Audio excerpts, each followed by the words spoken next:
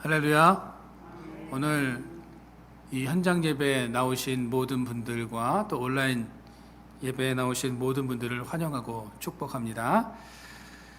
오늘 여러분들에게 작품 하나를 좀 보여드리도록 하겠습니다. 화면을 좀 봐주시겠어요?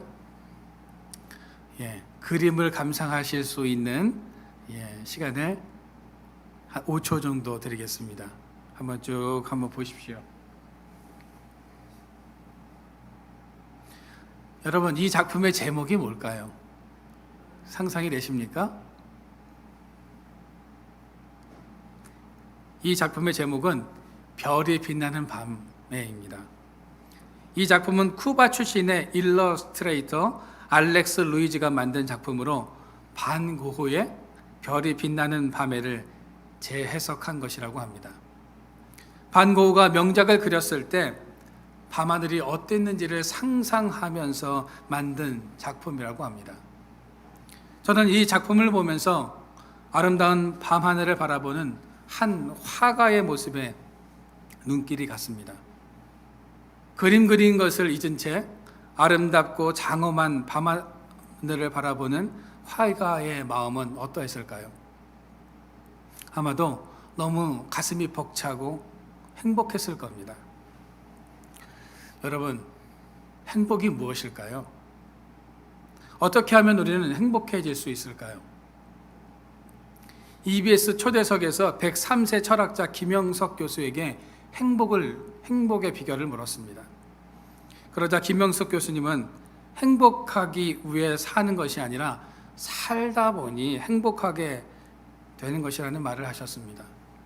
행복을 따라가다 보면 오히려 소유의 욕망이 생겨서 불행해지기 쉽지만 등산을 하다 보면 기분이 좋아지는 것처럼 행복은 자연스럽게 찾아오는 것이라는 말씀을 하셨습니다. 여러분들은 지금 행복하십니까? 정말 행복하십니까? 제가 다시 한번 여쭤보겠습니다. 행복하다고 정말 확신하십니까?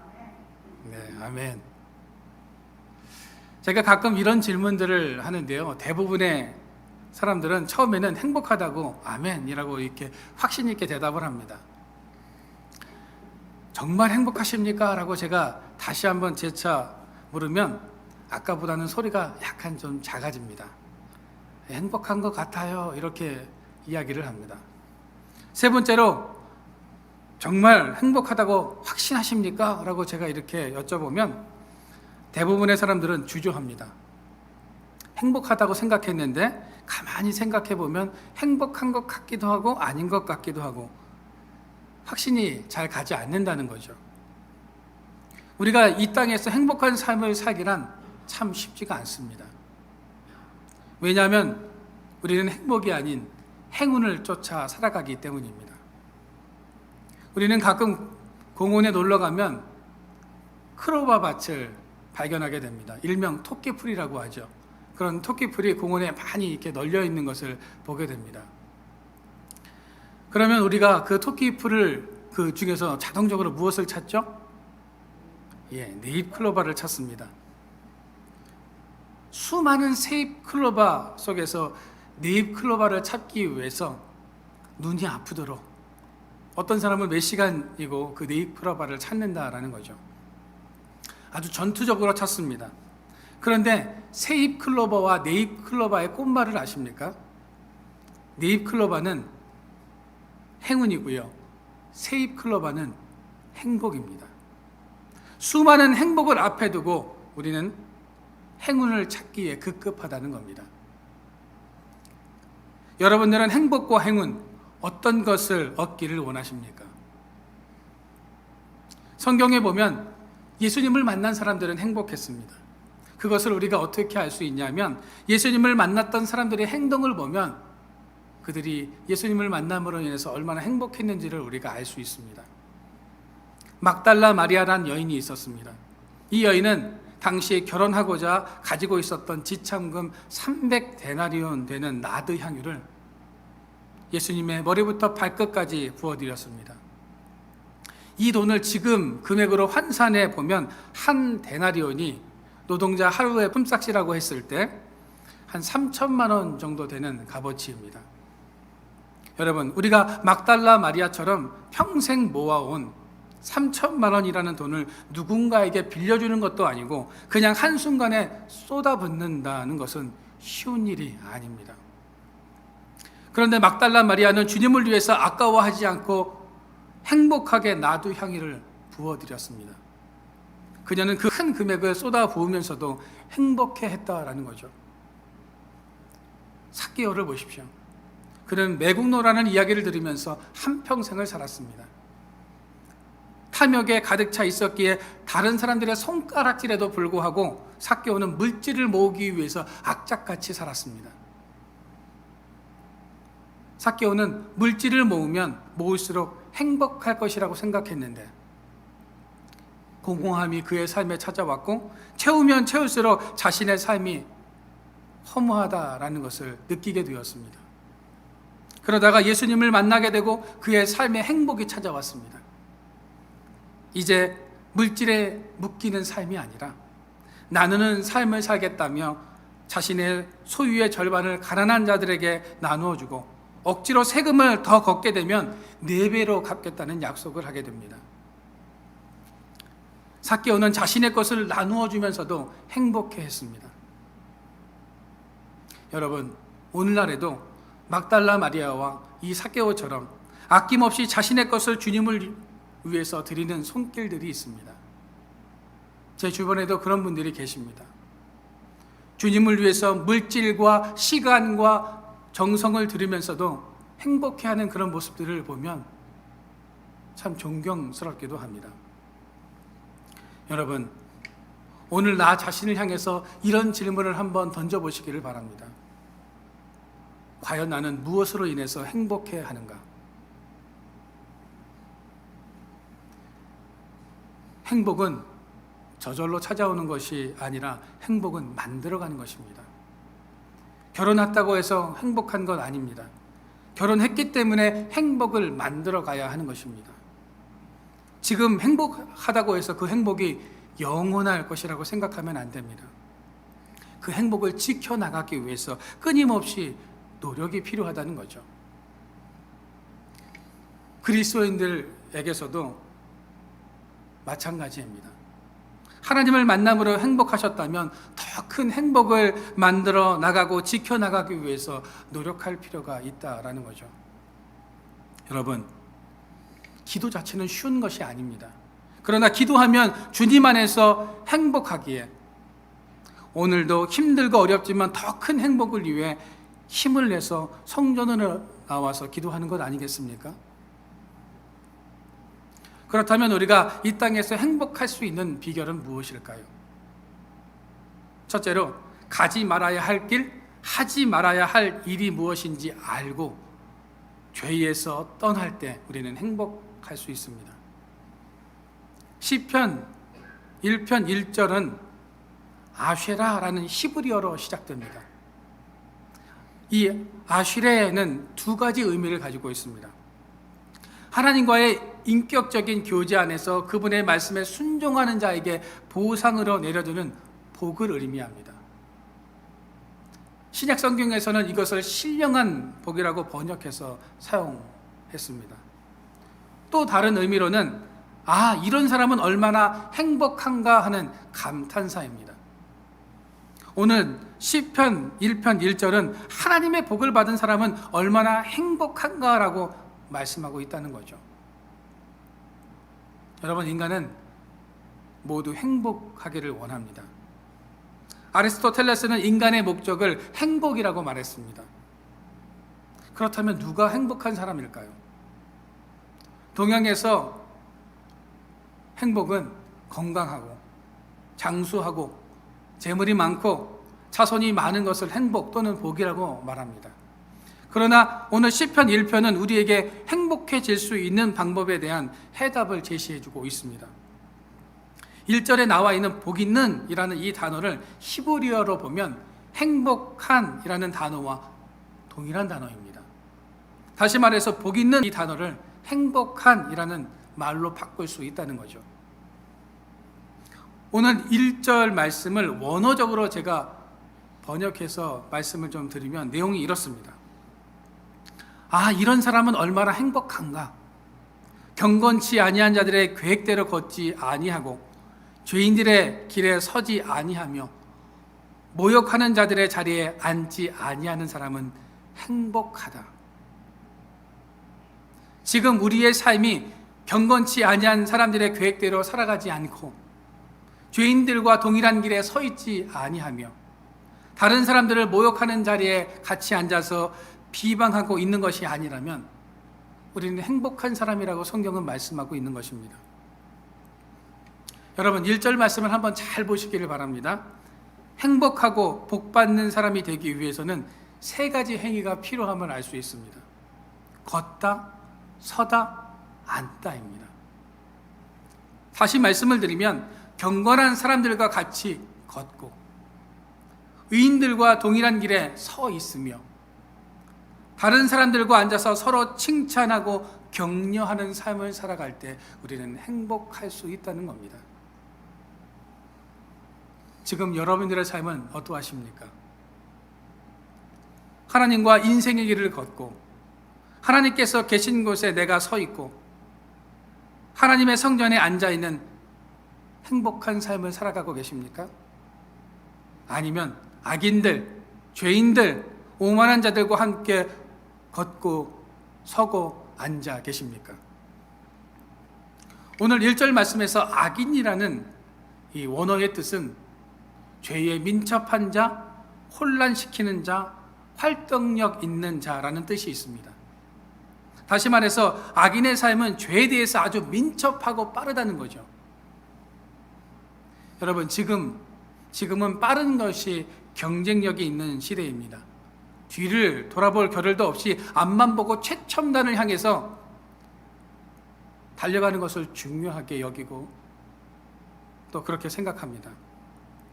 그런데 이런 시대 속에서 우리가 간과하지 말아야 할 것은 빠르냐 느리냐보다 하나님의 말씀을 붙들고 우리가 바른 길을 가고 있는가 하는 것입니다. 빠름보다 방향이 훨씬 더 중요하다는 거죠. 오늘 본문 1절에 나오는 악인, 죄인, 오만한 자들은 사실 사탄을 지칭하는 단어들입니다. 또한 사탄의 지배를 받고 사로잡혀 있는 사람들을 말합니다. 즉 사탄에게 사로잡혀 있고 지배를 받고 있는 사람들과 같은 방향으로 가서는 안 되며 그들과 어울려서도 안 된다고 성경은 우리에게 말씀해주고 있는 것입니다. 예전에 어느 한 집사님이 한 분 계셨습니다. 그런데 이 집사님이요 도박장을 운영하셨습니다. 아무리 생각해도 양심에 걸리고 신앙적으로도 부끄러운 일이라는 생각이 들어서 이제는 그만 내가 이 사업을 접어야 되겠다라고 생각을 하고 접으려고 하는데 주위의 친구들이요 막 계속 만류합니다. 야, 왜 그만두려고 그래? 돈을 많이 벌 수 있고 지금 몇 년만 하면 수십억 원을 벌 수 있는데 왜 이런 기회를 다 차버리는 거야? 다른 사람들은 도박장을 운영하고 싶어서 난리인데 너는 왜 고민하고 있어? 고민하지 말고 조금만 더 해. 괜찮아 라고 이렇게 친구들이 계속 유혹을 했습니다. 그 집사님은 양심과 신앙적으로는 좀 많이 걱정이 되었지만 조금만 더 하다가 단속에 걸려서 지금까지 벌어놓았던 모든 것을 다 잃고 말았다는 이런 이야기를 들은 적이 있습니다. 악인과 죄인, 오만한 자와 같은 길을 걷고 그들과 같은 길에 서 있는 것만으로도 우리는 행복할 수 없다는 겁니다. 여러분은 지금 악한 길, 사탄이 유혹하는 길에 서 계십니까? 혹 가야 할 길은 외면하고 가지 말아야 할 길에 서 있거나 해야 할 일이 아닌 하지 말아야 할 일을 하고 계시다면 이제 돌이키시기를 바랍니다. 우리의 생각을 돌이키고 결단해야 한다는 거죠. 행복한 삶과 하나님의 복을 받기를 원한다면 우리는 악한 것을 멀리할 수 있어야 합니다. 근묵자흑, 근주자적이라는 말이 있습니다. 검은 것을 가까이 하면 검어지고 붉은 것을 가까이 하면 붉어진다는 뜻입니다. 내가 무엇을 가까이 하고 있느냐에 따라서 내 자신의 삶이 달라질 수 있다는 거죠. 아무리 어렵더라도 주님과 동행하며 주님과 함께 걷고 서고 함께하는 삶을 살아갈 때에 우리는 세상의 빛과 소금의 역할을 감당할 수 있게 되는 것입니다. 여러분, 경건하지 않은 자들과 인생길을 같이 걸어가지 마시기를 바랍니다. 죄인들을 본받지 말며 하나님을 조롱하는 자들과 어울리지 않고 오히려 하나님과 우리의 인생길을 함께 걸어가며 주님께서 바라보았던 것에 우리의 시선과 발걸음이 머물러 주님의 뜻을 우리의 삶 가운데 이루어드리는 이런 삶을 살아가는 저와 여러분들의 삶이 되어지기를 주님의 이름으로 축원드립니다. 둘째로, 말씀을 묵상할 때 우리는 행복해질 수 있습니다. 사람들은 자신의 방법대로 행복한 길을 찾으려고 합니다. 고행도 해보고 모든 것으로부터 자유함을 얻으려고 산속에 들어가는 그런 사람이 있는가 하면, 어떤 사람들은 세상 것에 집착해서 나름대로 행복을 찾으려고 합니다. 그런데 분명한 사실 한 가지가 있다면 사람의 방법만으로는 우리가 행복해질 수 없다는 거죠.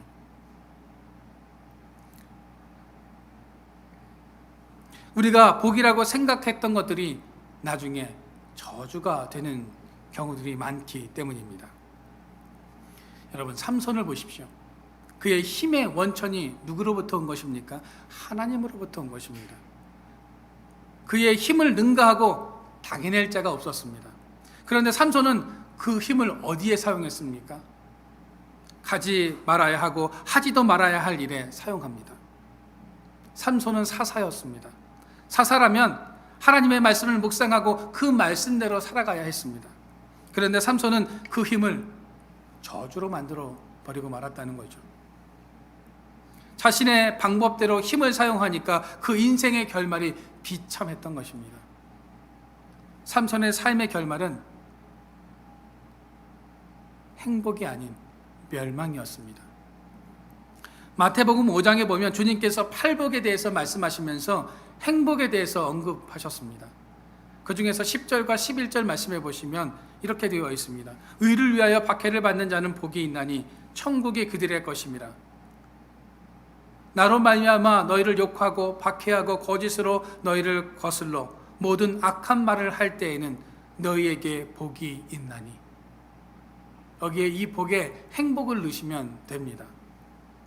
다시 말해서 주님을 위해서 내가 옳은 일을 하다가 박해를 받고 주님을 위해서 온갖 고난을 받는 것이 행복이라고 말씀하고 있습니다.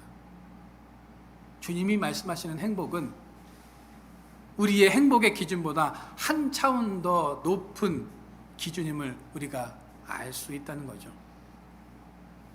오늘 본문 2절에도 보시면 주님께서 말씀하시는 행복의 기준은 말씀을 주야로 묵상하고 그 율법을 가까이 해야 하는 것입니다. 오늘 2절 말씀해 보십시오. 오직 여호와의 율법을 즐거워하여 그 율법을 주야로 묵상하는도다. 여러분, 우리가 말씀을 묵상할 때 어떻게 행복해질 수 있는 것일까요? 말씀을 묵상할 때 우리는 경건치 아니한 자들의 계획대로 걷지 않게 됩니다. 죄인들의 길에 서지 아니하며 모욕하는 자들의 자리에 앉지 않게 되는 것입니다. 주님의 말씀을 묵상해야 우리의 죄악을 끊어낼 수 있고 악한 길에서 자유케 되는 것입니다. 그럴 때 우리는 행복할 수 있는 것이죠. 묵상이라는 말은 히브리어로 하가인데 본래 짐승이 내는 소리를 이 하가라고 이야기를 합니다. 이를테면 비둘기가 구구하고 소리를 내죠. 사자가 어떻습니까? 으르렁 이렇게 소리를 냅니다. 이게 바로 하가입니다. 그런데 사람이 주어가 될 때는 작은 소리로 무엇인가를 생각하면서 읽는 것 또는 계획하는 것을 뜻합니다. 즉 묵상이라는 것은 하나님의 뜻을 곰곰이 생각하면서 작은 소리로 계속 소리내어서 중얼거리는 것을 말합니다. 여러분, 하나님의 말씀을 묵상하면 자기 자신을 되돌아보게 되고 내가 어떤 삶을 살아가야 할지 계획하게 되기 때문에 행복해질 수 있다는 겁니다.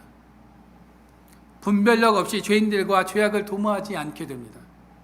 자신이 가야 할 길, 해야 할 일을 깊이 생각하고 계획하기에 행복해질 수밖에 없다는 겁니다. 그러면 죄를 떠나 하나님의 말씀을 따라 살아가는 사람들에게 하나님께서는 어떤 행복한 삶을 살게 해주십니까? 오늘 3절 말씀입니다.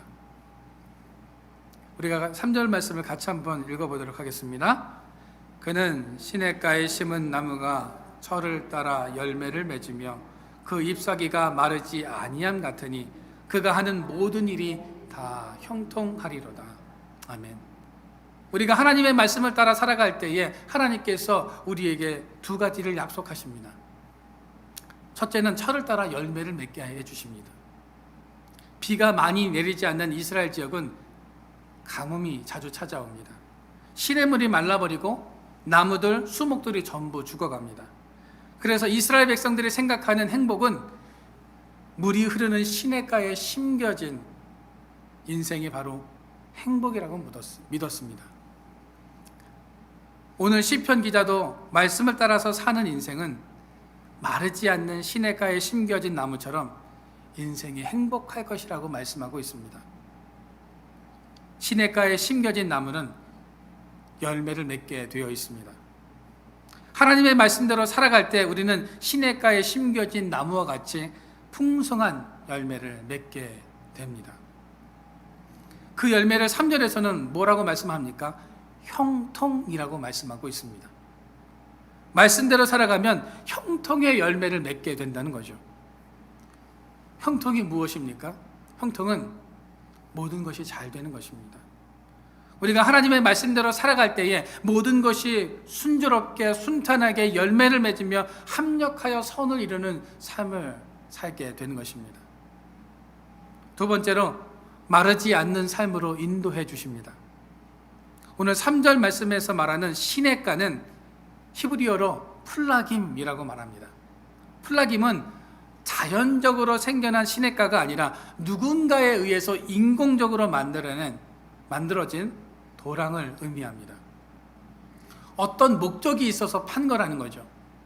또한 원어에 보면 나무도 원래 그곳에서 자란 것이 아니라 누군가에 의해서 그곳에 심겨졌다는 겁니다.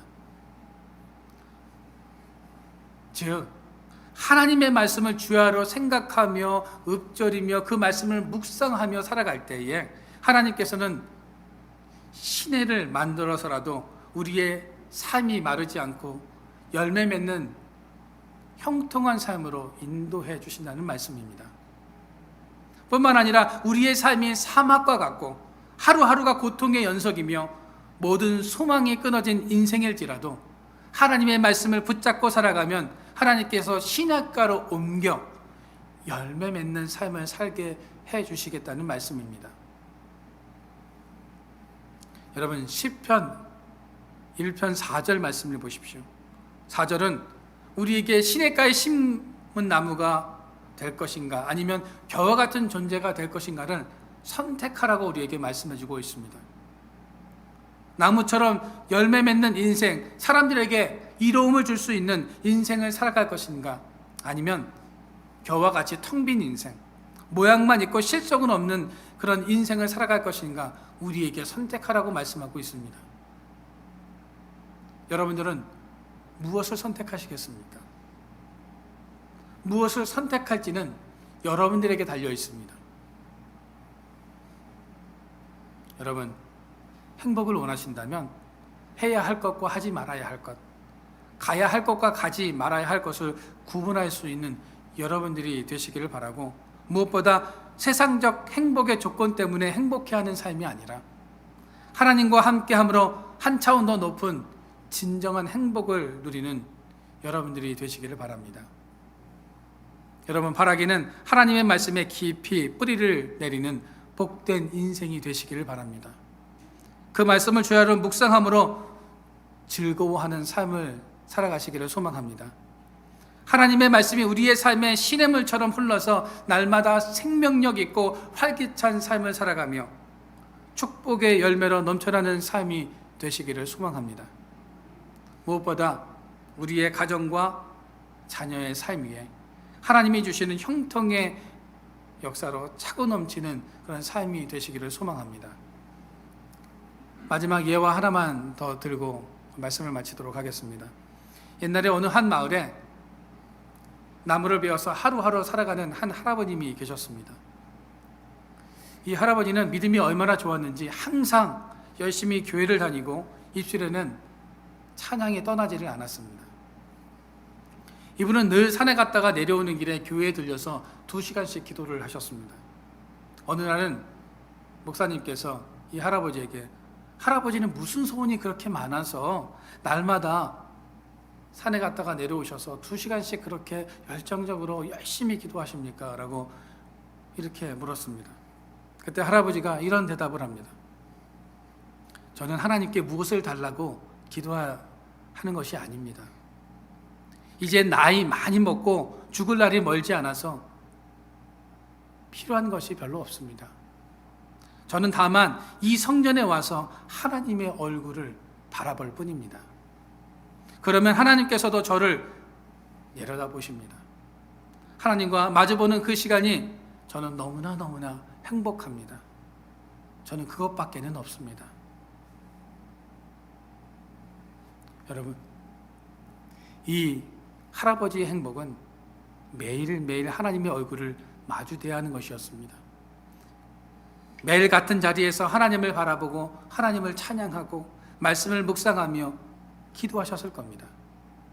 그렇게 날마다 하나님과 함께하는 시간이 할아버지에게는 너무 소중하고 행복한 시간이었던 거죠. 여러분, 여러분들을 행복하게 하는 것은 무엇입니까? 매일 성전에 나가서 하나님을 바라보는 것이 가장 행복했던 이 할아버지처럼 여러분들도 날마다 하나님과 함께하며 그 말씀을 주야로 묵상함으로 풍성한 열매를 맺는 이런 복된 삶을 살아가는 이런 행복한 삶을 살아가는 저와 여러분들의 삶이 되어지기를 주님의 이름으로 축원드립니다. 기도하겠습니다.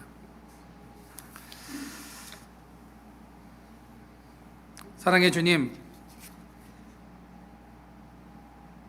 우리가 이 땅에서 하나님의 말씀과 뜻에 따라서 살아가므로 행복한 삶을 살아가게 하여 주시옵소서. 시냇가에 심겨진 나무처럼 형통의 열매를 맺는 삶이 되게 하여 주시옵소서. 하나님, 요즘 코로나가 계속 확산되고 있습니다. 우리 성도들 건강을 지켜주시고 코로나로부터 안전할 수 있게 하여 주시옵소서. 하루빨리 코로나가 종식되어서 마음 놓고 함께 예배할 수 있도록 우리에게 은혜를 베풀어 주시옵소서. 하나님, 우리는 지금 여러 가지로 어려운 시대를 살아가고 있습니다. 물가도 계속 치솟고 있습니다. 우리의 가정 경제도 하나님께서 책임져 주시고 하나님의 도우심으로 각 가정에 어려움이 없도록 지켜 보호하여 주시옵소서. 질병의 고통 가운데 있는 성도들도 계십니다. 치료의 광선을 발하여 주시고 모든 고통과 아픔이 사라지고 주 안에서 평안하게 하여 주시옵소서. 오늘 예물을 드린 손길 위에 하나님의 복으로 충만하게 하여 주시고 쓰고도 남는 놀라운 오병이어의 기적이 날마다 그들의 삶 가운데 넘쳐나게 하여 주시옵소서. 이 예물이 쓰이는 곳에 복음의 역사가 왕성하게 하여 주시고 주님의 크신 영광이 날마다 나타나게 하여 주시기를 바라오며 예수 그리스도의 이름으로 기도드립니다.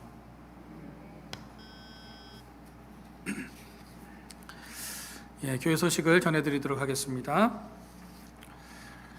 제가 기도했던 것처럼 요즘 코로나가 계속 확산되고 있습니다. 증상은 약해졌지만 연세 드신 분들이나 기저질환이 있는 그런 분들은 특별히 조심하셔야 될 것 같습니다.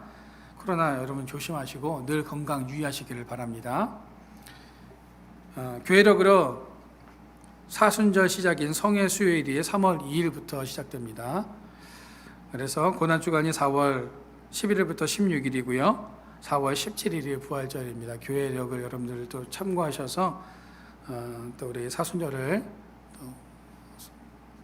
잘 기도하시면서 보내시면 좋겠습니다. 예, 온라인으로 헌금 드리기를 원하시는 분들 화면 계좌로 봉헌해 주시면 감사하겠고요. 또 오늘 예물 봉헌해 주신 분들 명단 화면에 올려 놓았습니다. 예, 다시 한번 감사드립니다. 제가 축도하고 오늘 예배를 마치도록 하겠습니다. 이제는 예수 그리스도의 크신 은혜와 극진하신 하나님 아버지의 사랑하심과 성령의 역사가 말씀을 주야로 묵상하며 풍성한 열매를 맺는 삶을 살아가기로 작정하는 우리 성도들 머리 위에와 그들의 삶 위에 하나님께서 영원히 함께하여 주시기를 간절히 축원하옵나이다.